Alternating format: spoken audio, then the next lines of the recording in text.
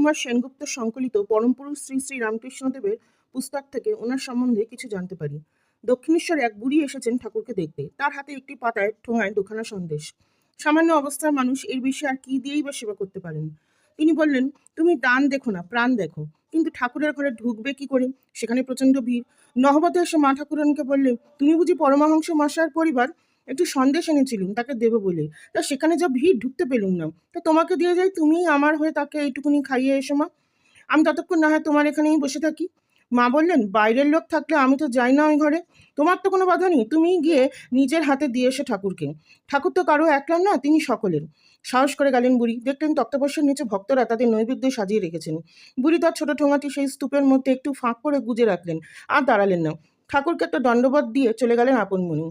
সে যে দিতে পেরেছেন তাতেই তিনি চরিতার্থ। সে দানের ধনী নয়, দিতে পারায় ধনী। ভাবা বেশ প্রশমিত হয়ে ঠাকুর খেতে চাইলেন। ইশারায় বুঝতে পেরে তক্তপোষের নিচ থেকে সবচেয়ে বড় ঠোঙাটি বার করলেন গৌরীমা। এই ঠোঙা ঠাকুরের পছন্দ হলো না, বললেন, এটা নয়, আরেকটা। বড়টা রেখে গৌরীমা মাঝারি সাইজের একটা ঠোঙা আনলেন। না, এটাও নয়, আরেকটা ছোটটা। দুখানা মোটের সন্দেশ। ঠাকুর অস্থির হয়ে উঠলেন। গৌরীমা বুড়ির ঠোঙাটা বার করে আনলেন এবার। কিছু না বলে ঠাকুর হাত বাড়িয়ে কেড়ে নিলেন ঠোঙাটা। খেলেন সন্দেশ দুটো। একেই তো বলে ভক্তের ভগবান। ভগবান ভক্তাধীন, ভক্ত পরবশ। যারা ধ্যান জপ করছেন তাদের ডেকে ডেকে খেতে দিচ্ছেন ঠাকুর। বললেন, ওরে পেট ঠান্ডা করে ডাক। সন্তান পেট ঠান্ডা করে ডাকলে কি মা রাগ করেন? মা কি পর, আগে খেয়ে নে, তারপর ধ্যান জপ করবি। গৌরীমাকে বললেন, তুই যা, সকলকে খাবার দিয়ে আয়। সেদিন গৌরীমা অনুপস্থিত, রাখালের খিদে পেয়েছে, এটা ঠাকুর টের পেয়েছেন। আর অমনি ঠাকুর গঙ্গার ধারে গিয়ে ডাকতে শুরু করলেন আত্মকণ্ঠে, ও গৌরীদেশী, আয়না চলে, আমার রাখালের খিদে পেয়েছে। শূন্য নদীর দিকে তাকিয়ে রাখাল বলছে, নদীতে গৌরীদেশী কোথায়? খুব ডাকলেই যেন এসে পড়বে। ঠাকুর সরল বিশ্বাসে বললেন, তাকে পাঠিয়ে দেবেন ভগবান। রাখাল আপত্তি উঠল, তাকে পাঠালেই বা কি, খাবার আসবে কোথা থেকে? তোমার দক্ষিণেশ্বরে কিছু পাওয়া যায় না, দোকানও নেই কাছাকাছি। গৌরী এসে করবে ঠকি?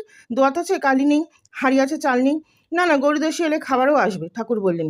গৌরী আমার খাদ্যের ভাণ্ডার, বলে আবার আত্মনাদ করে শুরু করলেন ঠাকুর। ও গৌরদেশী, আমার রাখালের বড় খিদে পেয়েছে, শিগগিরই আয় খাবার নিয়ে। রাখাল তারস্বরে প্রতিবাদ করছে, ছি ছি, খিদের কথা এমন রাষ্ট্র করে কেউ বলে নাকি? লোকে ভাববে কি, বলবে কি, কি ভাববে, কি বলবে? সহজ সরল খিদে পেয়েছে, সত্য কথাটা বলবো না কেন চেঁচিয়ে? তুই হলে যে, তাহলে তুই লোকে কি বলবে সেই অনুযায়ী চলবি? ঈশ্বরকে ক্ষুধা চেপে রাখবি? ঈশ্বরের কাছে বলবি না? ওই দেখ, দূরে একটা নৌকা আসছে। ঠাকুর বললেন উৎফুল্ল হয়ে, ওইটাতে নিশ্চয়ই আছে গৌরদেশী, আর সঙ্গে একরাশ খাবার। রাখাল পরিহাস করে উঠল। নৌকাটা স্পষ্ট হলো ক্রমে। সন্দেহ কি, দক্ষিণেশ্বরের ঘাটের দিকেই আসছে, ওই তো বলরাম দাঁড়িয়ে। আর হ্যাঁ, ওকে, ওই তো ভিতরে। সন্দেহ কি, গৌরীদাসী ঠিকই আছেন। আর তুই বলতে চাস গৌরদেশী খালি হাতে এসেছে? বললেন ঠাকুর। গৌরীমা এক গামলা রসগোল্লা নিয়ে বললেন, এবার বল কি না গৌরীদেশী খাবার নিয়ে এলো তো?